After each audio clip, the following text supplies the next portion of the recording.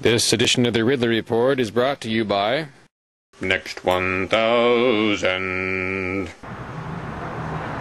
I'm standing here with John Irish, who is the grandfather of baby Cheyenne. Is that the best way to refer to you? That's probably the best at this point, yes. And you have come forward to me, you emailed me and came out here to meet me to talk about your concerns with regard to the situation that's going on with the baby Cheyenne case.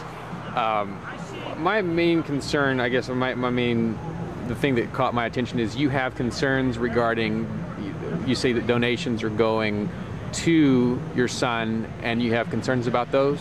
Those donations are not warranted because the only thing that DCYF has done wrong is that they posted the affiliation of Oath Keepers of my son, who is actually not even a dues-paying member.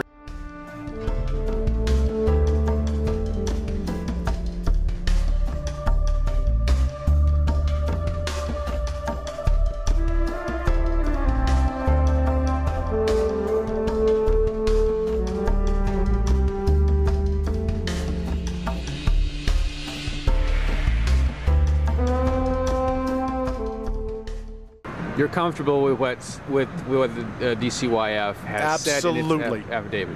It has been my personal witness to things going on between him and the kids, him and Stephanie, in both directions, Stephanie towards him and the kids, that I feel DCYF was 100% justified in what they did. Now, you're aware, we talked a little bit earlier about libel law in the United States and how I have to be cautious about putting anything on the air that's not substantiated or not there's not evidence for it. I have to avoid reckless disregard, basically. Correct. So much of what we talk about may not get into this story, and I want viewers to understand that. I may not be able to say everything that you say, I guess we should probably move a little bit away from the noise first of all. What about down on the... All right, Mr. Irish, what's your attitude towards Oath Keepers? Do you like them as an organization, or? I think they have a noble cause. I know quite a bit about them. I've researched them myself, although I am not a member. I do know that they are totally non-violent, and if they were to know all the items and issues that Jonathan has been running around screaming in the name of Oath Keepers, in fact, that's one of the reasons he claims that he's getting the guns together that he's got, is because I'm a member of Oath Keepers, and I need the guns to be ready for what's going to happen, and that's not what Oath Keepers is all about. So you're thinking that he may have given DCYF a misimpression of what Oath Keepers is? Exactly. I see. So you were saying that you do not think it would be wise for people to donate to your son?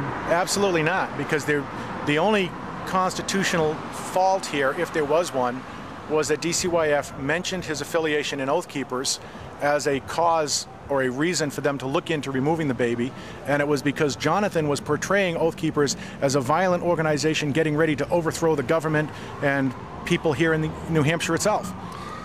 Did you have let's see, you said that you had concerns about your son in relation to you were talking about attending the rally and something happened, or? My son called me twice this week, both times threatening me.